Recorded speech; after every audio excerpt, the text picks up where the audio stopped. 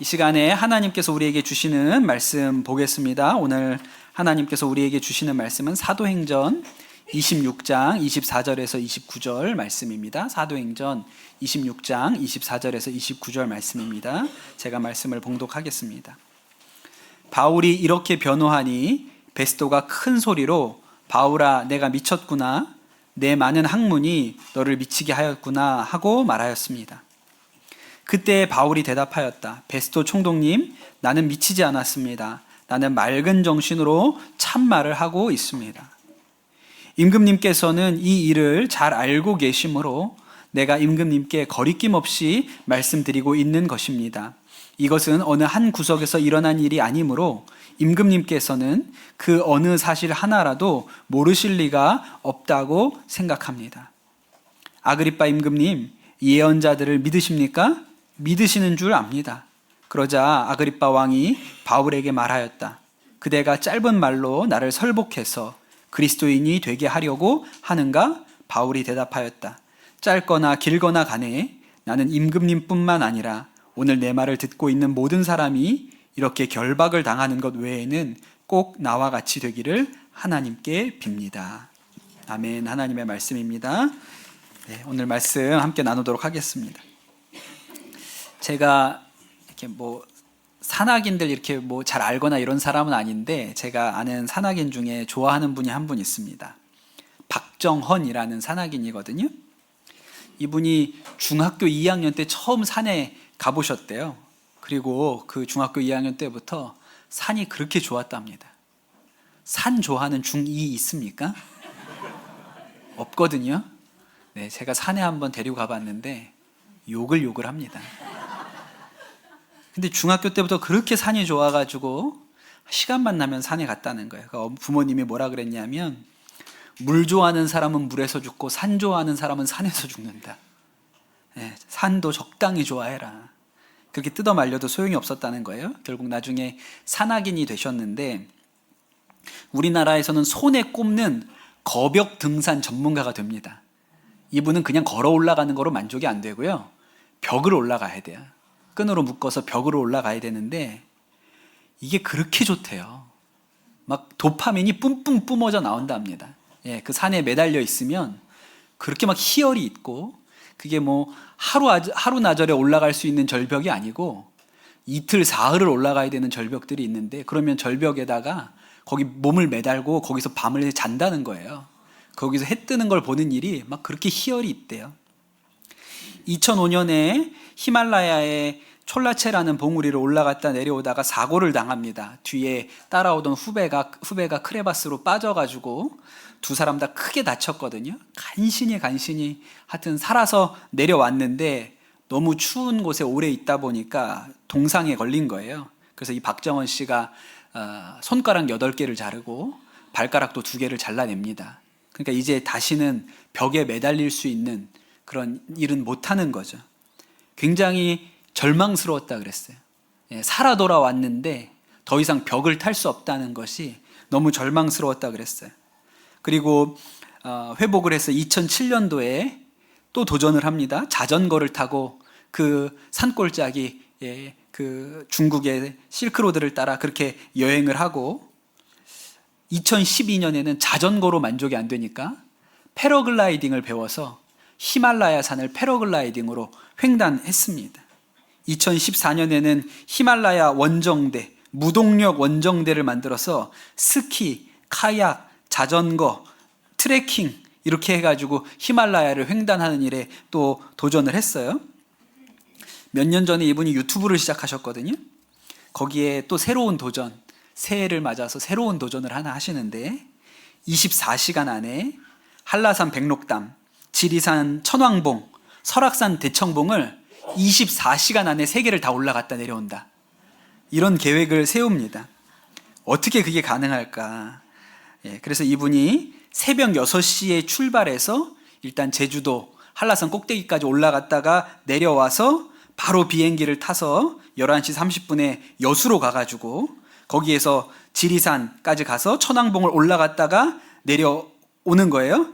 그리고 거기에서 또 차를 타고 5시 30분을 달려가지고 설악산에 도착했더니 밤 12시예요. 12시부터 산을 오르기 시작해서 새벽 5시에 정상에 도착해서 23시간 만에 세 산의 정상을 다 올라갔다가 내려왔습니다. 이런 사람을 뭐라고 할까요? 그냥 미친 사람이라고 하는 거예요. 산에 미친 사람. 미쳤다는 말 말고는 달리 설명할 무슨 방법이 없죠. 그런데 여러분, 사람들이 정도의 차이가 있을지는 모르지만 저마다 미쳐있는 분야가 있습니다. 어떤 이야기, 다른 이야기 나올 땐 조용하다가 꼭 어떤 이야기만 나오면 목소리가 커지고 말이 빨라지고 흥분하게 되는 그런 이야기들이 있거든요. 우리 청소년들도 그럴지 모르겠는데 요새 우리 초등학생들, 우리 아이들 보면 게임에 미쳐 있습니다. 게임 하는 것만 좋아하는 게 아니에요. 야, 이제 시간 됐다, 그만둬라, 그만해라, 꺼라. 그러면 뭐라 그래요? 이 판만 이렇게 얘기합니다. 그리고 그래서 끄잖아요. 그러면 테레비를 켜고 남이 게임하는 걸 봅니다. 지가 안 하면 남이 하는 걸 보는 거예요. 그리고 학교 가서 친구들하고 모여서 무슨 얘기해요? 게임 얘기합니다. 그림 그리라고 하면 게임 캐릭터 그립니다. 지오메트릭스 맵 그리고 있습니다. 장난감 가게에서 뭐 선물 사준다 그러면 뭐 사요? 게임 캐릭터 피규어 삽니다. 얘들은 아마 세상이 네모 반듯하게 보일 거예요. 마인크래프트 많이 해가지고 세상이 다 사각형으로 보일지도 몰라요. 근데 여러분, 애들이라고 뭐라고 할 일이 아니죠. 어른들도 게임에 빠져 있는 분들 계시거든요. 그러나 어른들이, 남편들이 게임에 빠져 있으면 제일 고상한 취미라고 생각하라. 왜냐하면 어디 가서 사고도 안 치고 돈도 안 날리고 그냥 집에만 앉아 있으니까 엉덩이 두들겨주면서 잘한다 해주라고 그렇게도 얘기를 합니다. 그런데 여러분, 그 어른 중에 주식에 미친 분들이 계시죠. 그런 분들은 아침에 일어나는 순간부터 컴퓨터 모니터 켜놓고 홈 트레이딩 시스템을 켜놓고 하루 종일 그 그래프를 보고 있습니다. 그러면서 핸드폰으로는 유튜브 3%에 접속해가지고 계속 주식 설명하는 거, 그거 계속 들으면서 귀로는 그거 듣고 눈으로는 차트 보고. 제가 아는 분 중에 그렇게 해서 재산 다 날리고 가족도 등지고 고시원 방 한 칸에 가서 여전히 그렇게 살아가는 분이 계세요. 그럼 진짜 야, 미쳤구나 우리가 그렇게 이야기를 하죠. 근데 여러분, 미쳤다는 말이 꼭 부정적으로 쓰이는 것은 아닙니다. 우리가 어떤 분야에 있어서 완전히 몰입해 있을 때, 성공하기 위해서 완전히 한 분야에 몰입해 있을 때 우리가 미쳤다는 말을 쓰기도 하죠. 여러분, 요새 텔레비전 보면 성공한 식당들 가끔 이렇게 소개해주는 프로그램들 있지 않습니까? 사람들 줄 서 먹는데. 그런 데는 괜히 만들어지는 게 아니더라고요. 제가 전에 생활의 달인을 봤는데 꽈배기에 미친 분이 나오셨어요. 그냥 그 꽈배기 반죽에다가 별의별 걸 다 넣어보더라고요.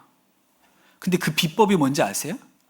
가리비를 다져서 꽈배기 반죽에 넣어요. 그거 진짜 이해가 안 되죠. 이분은 자신이 꽈배기 만드는 모든 방식을 다 공개해서 다 보여줍니다. 제가 보고 있으면서 저건 누가 봐도 못 따라하겠다. 저걸 누가 저렇게 하고 앉아있어. 꽈배기 만들려고. 그런 생각이 들어요. 진짜 이 일에 완전히 미친 거죠. 벌써 10몇 년 전 일인데 제가 사랑의 교회에서 하는 제자훈련 세미나를 참석한 일이 있습니다. 우리나라에서 제자훈련으로 제일 유명한 교회가 사랑의 교회잖아요. 그때 오카는 목사님 은퇴하신 뒤기는 한데 여전히 세미나는 이렇게 인도를 하셨어요. 그때가 오카는 목사님 살아서 인도하셨던 마지막 세미나를 제가 참석을 했는데 그때도 몸이 많이 아프셔가지고 아주 힘들게 올라와서 말씀 전하시고 강의하시고 그런 모습이 제 기억에 선합니다. 오카는 목사님 이 세미나 할 때 첫 번째 강의가 되게 유명하거든요. 그 강의 제목이 광인론이에요. 광인론. 제자 훈련 하려면 미쳐야 된다. 그렇게 가르치시거든요. 이렇게 얘기를 하셨어요. 미쳐야 된다. 미쳐도 완전히 미쳐야 합니다. 미치지 않으면 안 되는 것이 제자 훈련입니다. 세미나 마치고 교회에 가서 시도해 보는데 한 3년이면 절반은 손을 들어 버립니다. 그리고 5년쯤 지나면 한 10%만 남습니다. 이분들의 공통점은 꾀에 미쳐 있다는 것입니다. 하다가 그만둔 분들의 공통분모는 덜 미쳤다는 것입니다. 예수님도 미쳤다는 말을 들으셨고 사도 바울도 미쳤다는 말을 들은 사람입니다. 무엇이든지 제대로 하는 사람 치고 안 미친 사람이 어디 있습니까? 그렇게 얘기하시거든요. 아주 호통을 치세요. 그러면서 이야기 하나를 하시는데 그 세미나에 인천의 아주 가난한 동네에서 목회하시는 목사님이 와서 세미나를 듣고 옥 목사님한테 와서 질문을 하더라는 거예요. 목사님은 서울 강남에 여유 있고 잘 사는 사람들, 잘 배운 사람들 목회하셨으니까 이런 제자 훈련이 되는 것이지, 제가 목회하는 동네에는 사람들이 하루 벌어 하루 먹고 살기도 어렵습니다. 시간을 내서 뭘 할 수가 없습니다. 그리고 시간도 없거니와 그걸 읽어도 이해할 능력도 없습니다. 그런데 저희 교회에서 제자 훈련이 되겠습니까? 이렇게 물어보시더라는 거예요. 옥하는 목사님이 뭐라고 대답하셨냐면, 목사님 이렇게 한번 생각해 봅시다. 만약에 나 옥하는이 목사님이 목회하시는 그 교회 담임자라고 생각을 해봅시다. 제가 그 동네에 가서 그 교회에서 목회한다고 생각을 해보세요. 그럼 제가 제자 훈련을 하겠습니까? 안 하겠습니까? 근데 그 목사님이 이렇게 생각을 하다가, 옥하는 목사님이시라면 하실 것 같습니다. 맞습니다. 왜냐하면 저는 미쳤기 때문입니다. 미치면 하게 돼 있습니다. 그렇게 얘기를 하셨다는 거예요. 여러분, 오늘 말씀도 읽어보면 남들이 보기에는 야, 저 사람은 정상이 아니야, 제정신이 아니야 할 사람이 한 사람 나오거든요. 지난주에 이 바울이 신임 총독으로 베스도에게 로마에 가서 황제에게 재판을 받겠다, 그렇게 했다는 말씀을 드렸습니다. 베스도가 이 유대의 총독으로 새로 부임을 하니까 인사하러 온 사람들이 많았어요. 그 중에 아그리빠 왕과 버니게라는 여인이 인사하러 왔다, 그렇게 성경이 기록을 하고 있습니다. 이 아그리빠 왕은 헤롯 가문의 마지막 왕이거든요. 아버지 이름도 헤롯 아그리빠였어요. 그래서 좀 헷갈리는데, 이 아버지 아그리빠는 초대교회를 박해하고 야고보, 예수님 제자 야고보를 죽였던 그런 사람입니다. 성경에는 그가 벌레에 먹혀 죽었다, 그렇게 나오거든요. 이 아그리빠에게 아들 하나, 딸 둘이 있었습니다. 그 아들이 오늘 말씀에 나오는 아그리빠 2세이고 딸 둘이 있었는데 그 중에 막내딸이 드루실라입니다. 여러분, 드루실라 기억나세요? 전에 이 베스도 앞서서 총독이었던 사람 벨릭스 기억나시죠? 아주 악당이라고 그랬잖아요. 노예로 출신으로 시작해가지고 유대의 총독까지 올라간 사람이 벨릭스인데, 이 벨릭스의 세 번째 아내가 드루실라예요. 이 벨릭스가, 제가 그때 완전히 미친 사람이라 그랬죠. 이 사람이 돈과 권력과 여자에 미친 사람, 그러니까 이제 노예로부터 출발해서 그런 총독의 자리까지 올라갈 수 있었던 그런 사람이었어요. 그냥 보통 사람이 아닙니다. 근데 오늘 말씀해 보면 그 3남매 두 사람은 설명을 했고, 첫째 딸이 버니게였어요. 그 버니게가 왔습니다. 그러니 아그리빠와 버니게가 왔는데 두 사람은 부부 사이가 아니고 남매예요. 그런데 여러분, 이 버니게도 제정신은 아닌 사람입니다. 버니게는요, 결혼을 7번 한 여자예요. 이 7번 결혼한 이야기를 제가 안 합니다. 왜냐하면 19금이기 때문에 우리 청소년들 있어서 별로 인생에 유익한 얘기가 아니라 안 합니다. 하여튼 7번 결혼을 했어요. 그리고 그렇게 해서 마지막으로 성공한 결혼, 성공했다고 하기도 좀 뭐한데, 마지막으로 이 버니게가 물었던 남자가 있는데 그 사람이 티투스라는 사람이거든요. 제대로 물었어요. 왜냐하면 티투스는 나중에 로마 황제가 됩니다. 이 티투스가 유대의 전쟁을 하러 장군으로 있을 때 이 티투스를 유혹해서 티투스의 정부가 된 거예요. 그런데 나중에 로마 황실까지 가서 로마의 황후가 되는 게 꿈이었는데, 로마의 원로원에서 유대인 여자가 로마 황실에 들어올 수가 있느냐 극렬 반대를 해서 결국 그 자리까지 못 올라갔던 사람이 버니게예요. 그럼 여러분, 버니게는 결혼이라는 수단을 가지고 계속 신분 상승을 해서 황후의 자리까지, 문턱까지 올라갔던 여자가 버니게입니다. 이 여자도 보통 여자가 아닌 거죠. 그런데 이 헤롯 왕가의 남매 이 아그리빠와 버니게가 이 신임 총독한테 인사를 하러 온 거예요. 그런데 이 신임 총독이 하는 얘기가, 핫 이슈가 뭐였냐면 바울이 지금 여기 갇혀 있다는 거예요. 베스도가 새로 부임했기 때문에 분위기를 잘 모르거든요. 근데 아그리빠와 버니게는 이 유대 땅에 살았던 사람들이니까, 당신들 그 바울이라고 얘기 들어봤느냐? 우리가 알죠. 바울 너무 유명한 사람이지 않습니까? 지금 내 감옥에 있는데 한번 만나보시오. 당신들이 이자의 이야기를 듣고 이자의 죄가 있는지 없는지를 나한테 좀 얘기해 주시오. 너무 좋은 거예요. 우리도 한번 보고 싶다고. 그 유명한 바울이라는 자가 어떤 자인지 우리도 한번 보고 싶다고. 그래서 바울을 데리고 나와서 이 아그리빠 왕 앞에 서게 하죠. 바울이 이 아그리빠 왕 앞에 섰습니다. 여러분, 무슨 얘기했을까요? 짐작이 되시죠? 바울이 유대인들 앞에 끌려가면서도 그 유대인들 앞에서 예수님 만난 얘기 했잖아요. 간증했습니다. 나중에 벨릭스 앞에서도 또 간증했습니다. 이제 아그리빠 왕 앞에 서게 되거든요. 뭐 하겠어요? 내가 원래는 유대인 중에 유대인이요, 히브리인 중에 히브리인이고 가말리엘 지파 사람이었는데 이제 저한테 하라고 해도 그 얘기를 다 할 수 있어요. 그런데 다메스쿠스 가는 도상에서 예수님을 만나가지고 내가 전에는 핍박자였고 박해자였다가 지금은 예수 그리스도의 전도자가 되었다, 이 얘기 하지 않겠습니까? 이 간증 똑같이 하는 거예요. 전에 그래서 간증했는 인생 살라고 그렇게도 말씀을 드렸죠. 또 바울이 법정에서 막 이 얘기를 간증을 막 신이 나서 하니까 베스도가 딱 막아서는 거예요. 베스도가 오늘 말씀해 보면 뭐라고 얘기합니까? 바울아, 네가 미쳤구나. 너의 많은 학문이 너를 미치게 했다. 그렇게 얘기를 하죠. 그런데 바울이 뭐라고 대답합니까? 총독님, 나는 미치지 않았습니다. 나는 맑은 정신으로 참말을 하고 있습니다. 그렇게 얘기하죠. 바울은 자신이 맑은 정신으로 옳은 얘기를 한다고 하거든요. 제가 볼 때도 바울은 정신이 온전합니다. 말짱해요. 그러나 미친 거는 맞아요. 바울은 말할 기회만 주어지면 무슨 얘기합니까? 예수님 얘기해요. 재판을 하면 예수님 얘기를 하는 게 맞는 게 아니고 내가 무죄하다는 얘기를 해야 돼요. 죄가 없다는 얘기를 해야 됩니다. 근데 바울은 이 재판 받으면서 예수님 얘기를 해요. 버니게 앞에 서게 됐잖아요. 바울은 좋아요. 왜 좋을까요?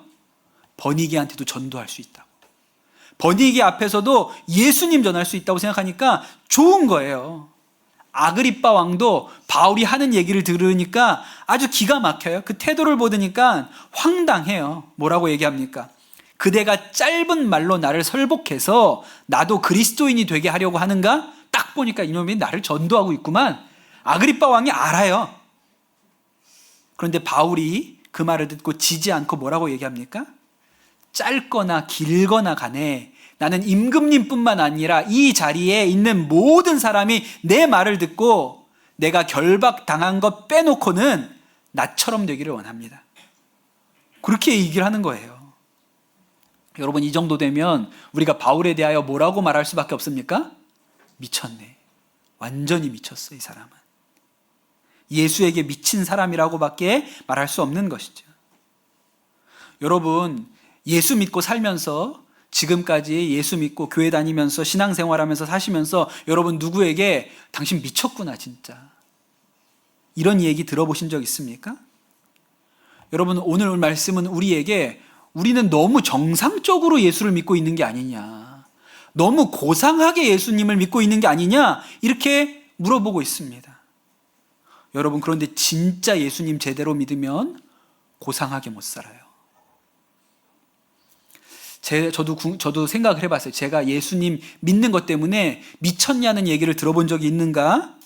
제가 고등학교 2학년 때 여름에, 그때는 여름방학 내내 자율학습하던 시절이었는데 선생님한테 가서 선생님, 저는 교회 여름 수련회를 갔다 와야겠습니다. 그렇게 얘기했더니 우리 선생님께서 제 볼을 이렇게 잡고 머리를 사방으로 끌고 다니며 흔들면서 저한테 얘기하셨어요. 미쳤냐? 너 미쳤어? 제정신이야?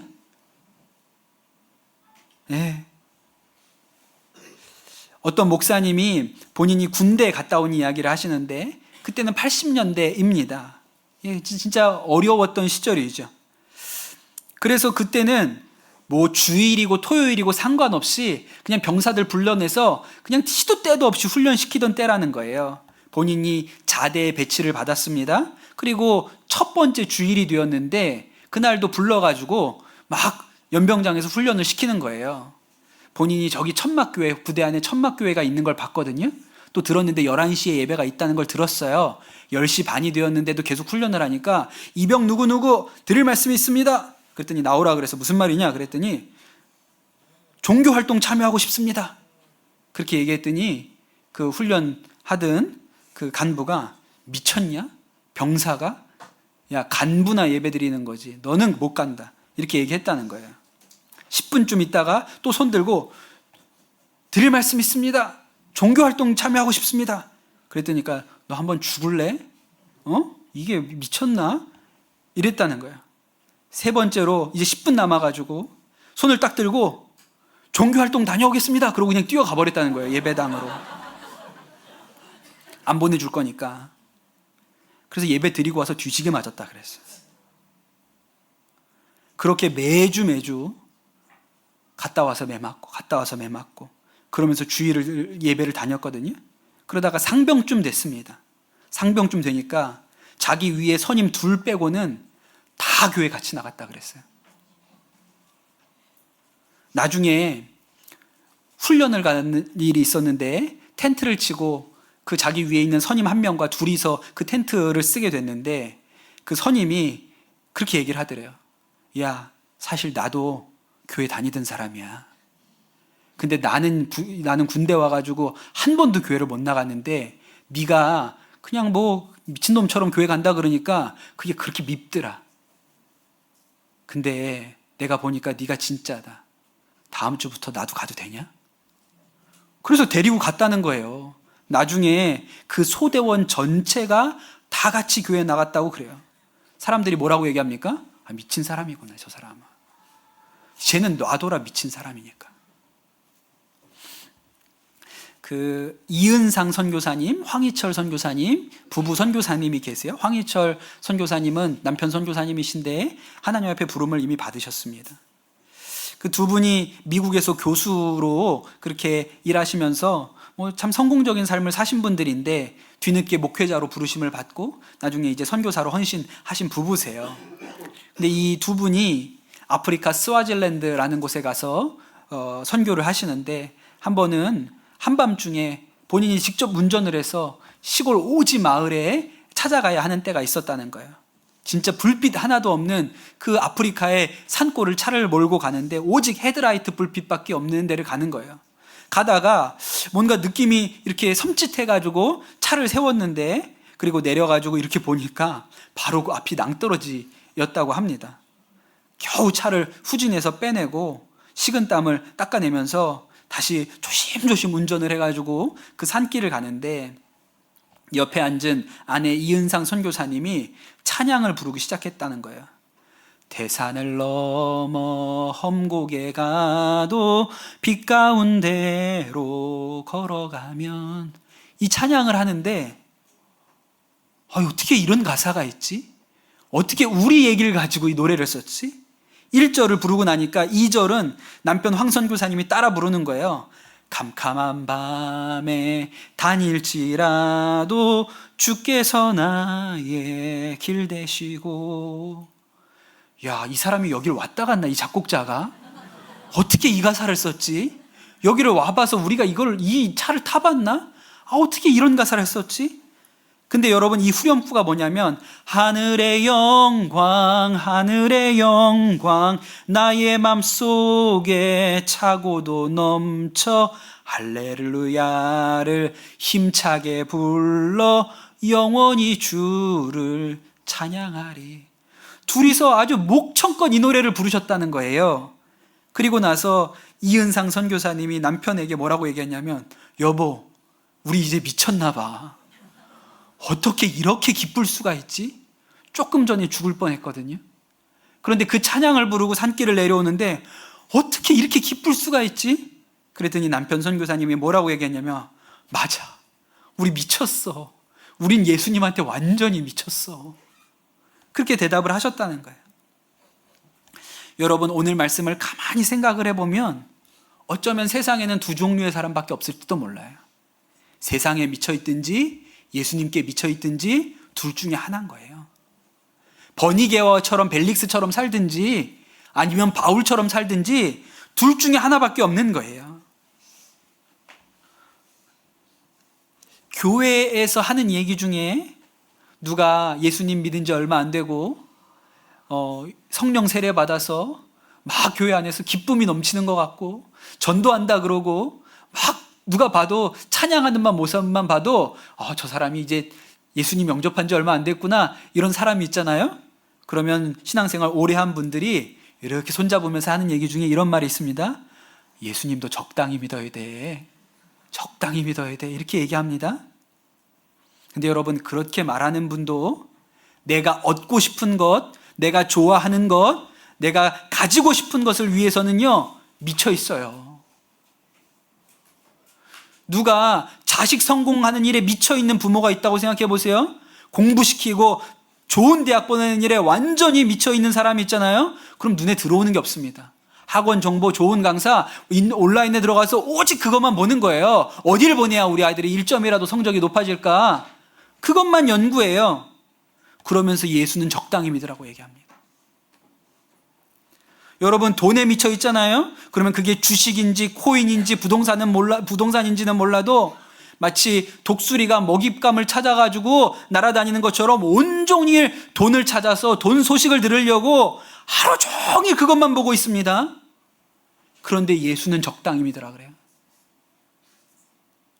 여러분, 우리 청년들 좋아하는 사람 하나만 생겨보세요.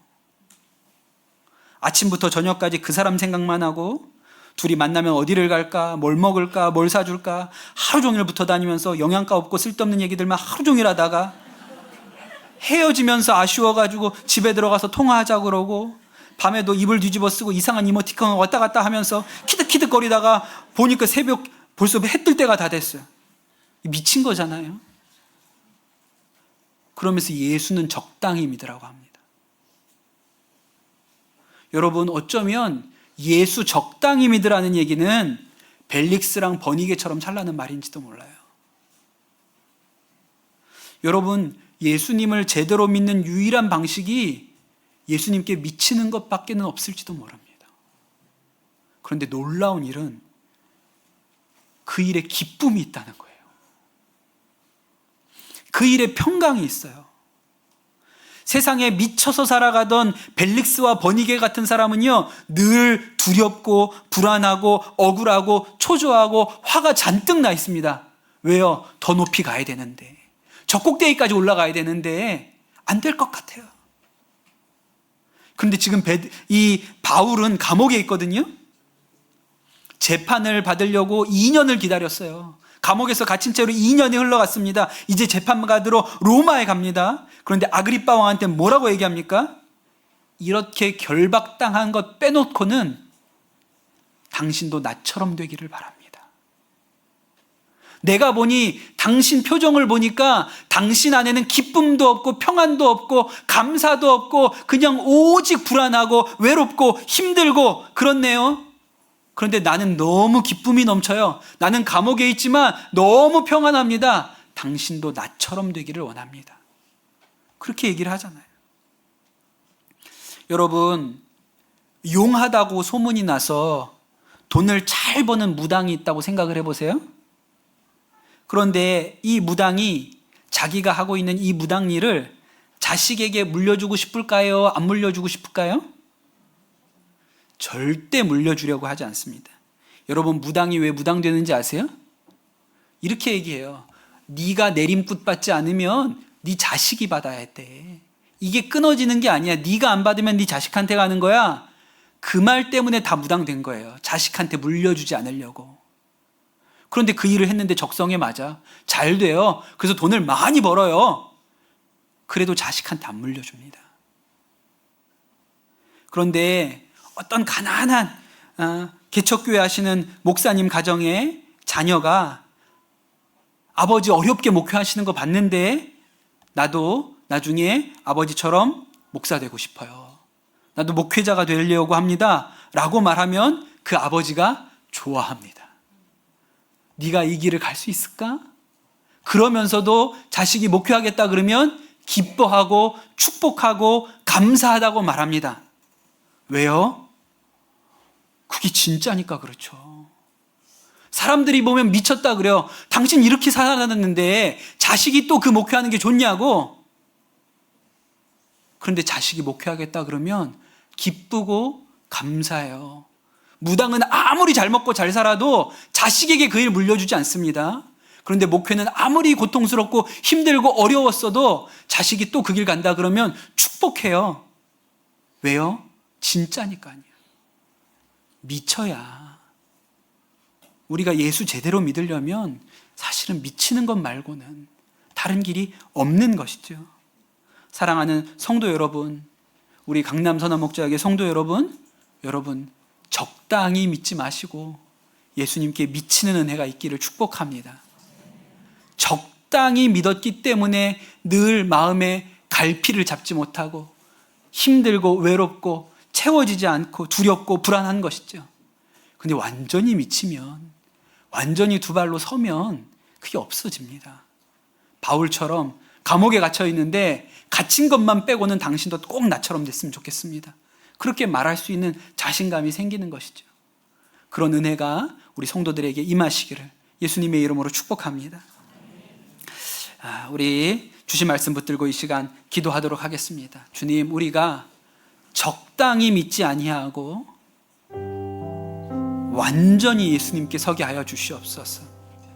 적당히 믿는 것은 버니게처럼 벨릭스처럼 살아가는 것입니다. 그러니 늘 불안하고 염려가 되죠. 그러나 완전히 주님 안에 서면 바울처럼 당신도 나처럼 되기를 원합니다 라고 말할 수 있습니다. 하나님, 우리에게 그런 믿음이 있게 하여 주옵소서.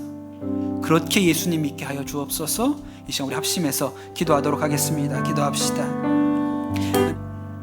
주님, 우리가 이 땅에 태어나서 딱 한 번 예수 믿고 사는 이 인생 가운데 하나님, 우리가 제대로 예수님 믿게 하여 주시옵소서. 적당히 믿어서 믿은 것도 아니고 안 믿은 것도 아니게 버니게처럼 벨릭스처럼 늘 불안하고 초조하고 염려로 우리가 이 세상 살지 아니하고 바울처럼 내가 이 갇힌 것만 빼놓고는 당신이 나처럼 되기를 원합니다 라고 자신 있게 말할 수 있는 그런 믿음이, 은혜가 우리 가운데 있게 하여 주시옵소서. 하나님, 우리 가운데 은혜를 더하시고 성령 충만을 더하셔서 우리가 온전히 예수 그리스도께 사로잡혀 살게 하여 주시옵소서. 감사합니다. 모든 말씀 우리 주 예수 그리스도의 이름으로 기도드립니다. 아멘.